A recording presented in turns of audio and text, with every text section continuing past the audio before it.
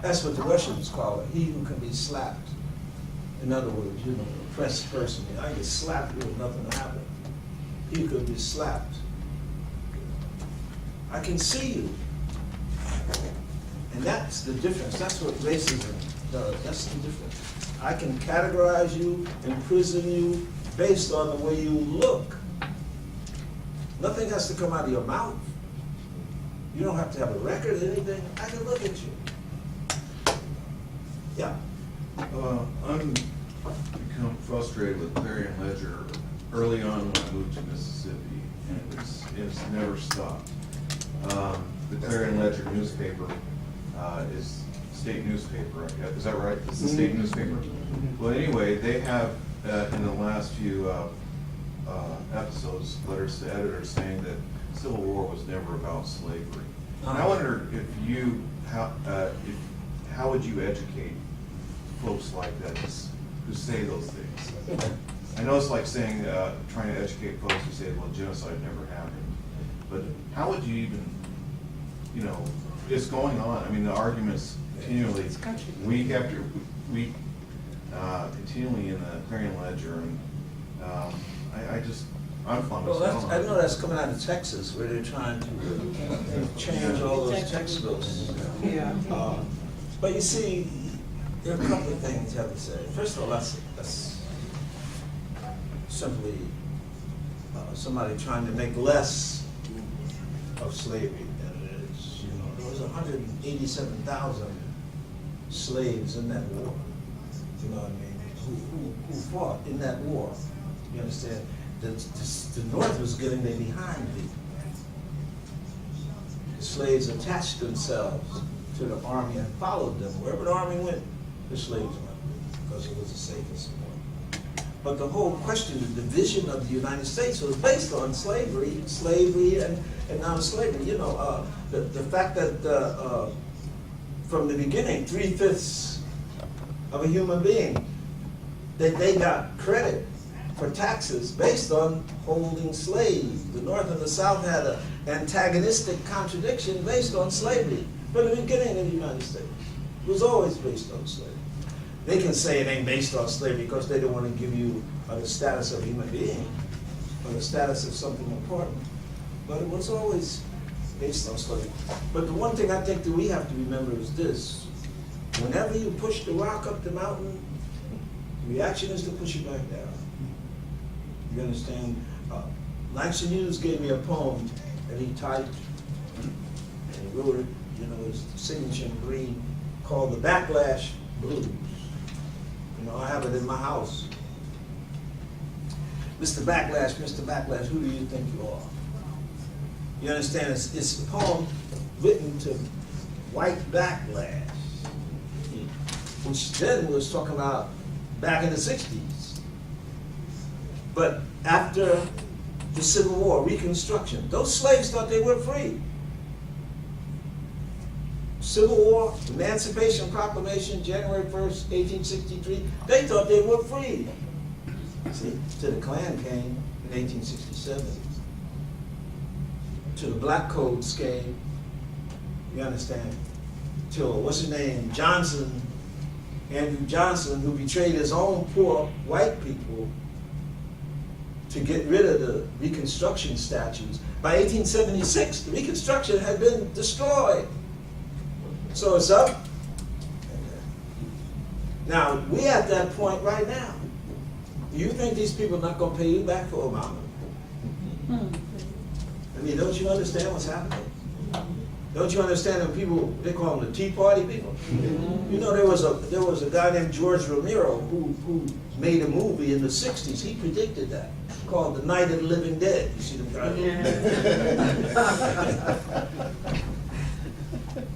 But that is always a reaction. Anytime there's a reform, there's a reaction. Anytime you push the rock with the mountain, they don't push it back down on your head. Always, always. You see. And that's partially due to people who are ignorant. But also, remember, there are certain interests. People fighting against health care reform. And it's not just ignorance. They can get ignorance to fight it. You understand? People fighting against the reform of the banking thing. That's not just ignorance. You know, they can get ignorant people to do it.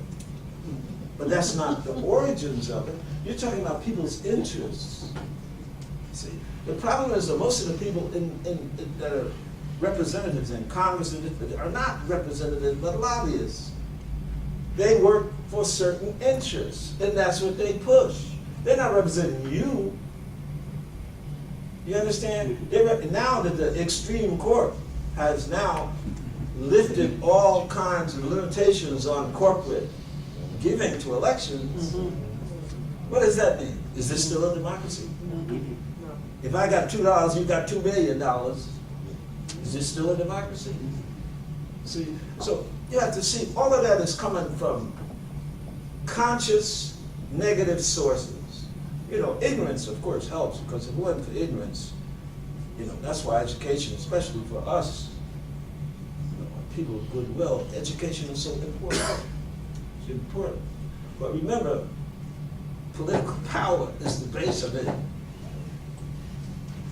Because if you don't have some power, you're not even going to get educated.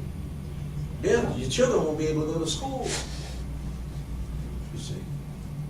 So when people say, you're a poet, so how do you do that, how do you do that? My parents. You understand? They saw that I was getting an education. You know, I took drum lessons, trumpet lessons, I went to art school. You understand? I told you I used to recite the Gettysburg Address. And that's your parents. This boy is going to know something, you know. And that's what you have to take, that kind of position with education in every institution. You have to insist. You don't insist, it ain't happening. So insist, you know. So that, we have to fight that, that's all. I mean, the whole Texas thing, it just means it's another struggle. You know. But it ain't like there's no paradise, whatever you do. It's coming down. It's coming down. You got to do it again. You say, you mean after Obama, I still got to struggle with these races? Yes, just more intensely.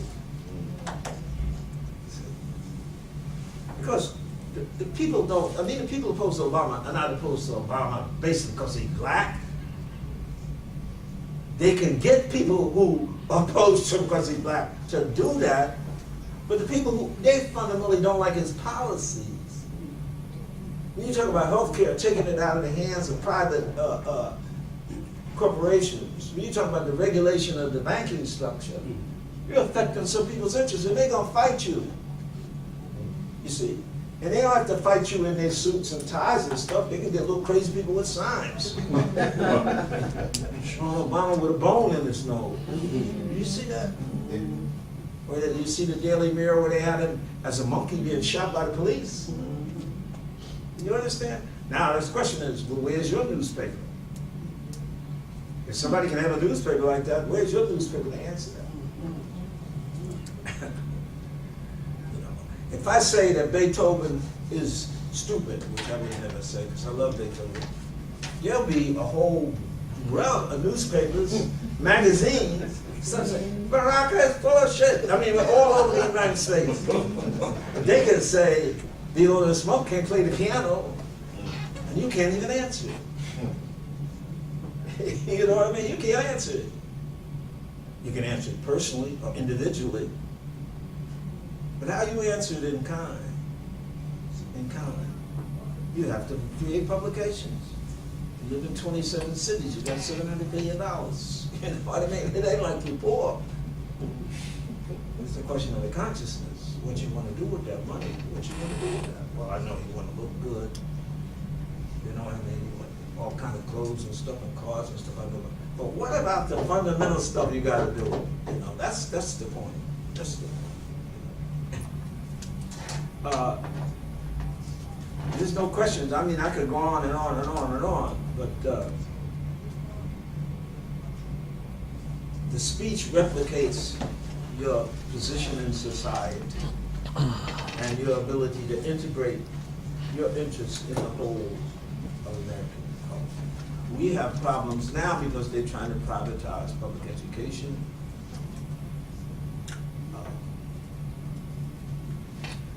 Charter school, how much did we spend on charter schools in Newark? $16, $17 million taken from the public school budget.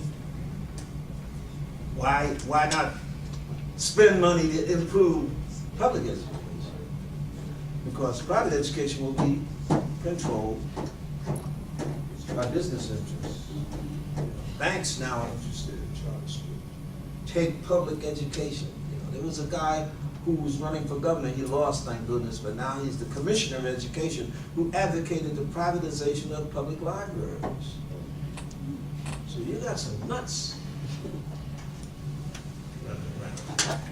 But it's the same question. You know, will you be controlled by 0.6% of the population? But to fight that, you have to understand it and be able to articulate that. That Fred Douglass, he was articulating it down to the bone, telling them who they were. A nation of savages, he said. Let me go. I want you to revisit the concept you use in terms of language zones and English, formal English as a myth, and how can faculty members at Jackson State begin to handle that with our students coming in? Because you hear a lot of approaches coming from different faculty members in terms of student writing and the text that kind of dialect that's incorporated into the writing. So how should faculty approach that given the perspective you've given this morning? Well, I think the most important thing is for the faculty to be armed with the collective intelligence of the people. You know what I mean? And that's I mean, there is no greater literature in the world than African American literature. No matter what anybody wants to say. There's no greater literature in the world. You understand? People talk about English literature. I haven't been on English literature since Jesus. Shortly after Shakespeare. Most of the great language in English is Irish. The two great poets that wrote there were Americans, Cowne and Eliot. You understand? So when you're talking about language, native speech, which is why the Irish is so important, because they have the same relationship to the English that we have to the Americans. There's no greater writers in English than Beckett and O'Casey and Shaw, Yeats, James Joyce. You know what I'm saying? If you want to read great English language, you read Irish writers. You see? So that to turn your back or not understand the importance of African American writers is not to understand. Right here in Mississippi, who's a great writer, a great Afro American writer in Mississippi? Margaret Walker. Richard Wright. Margaret Walker. Margaret Walker. Richard Wright. Margaret Walker, right here. Yeah. Right here. And then when you see something like Roots, which I went to Margaret Walker's house and she had written, oh God, she had outlined in red pencil how Haley had copped from her. And she had it in her living room on a little stand, so when you came in, you know. But she was fighting double then. See, so she had no win there. But what I'm saying is the great writers, Afro-American writers, that's what you need to be an artist generally, but in terms of speech, in English. I would rather have them read Equiano or Douglass, I would say, because Douglass is writing that himself. It's not a narrative to somebody else. See?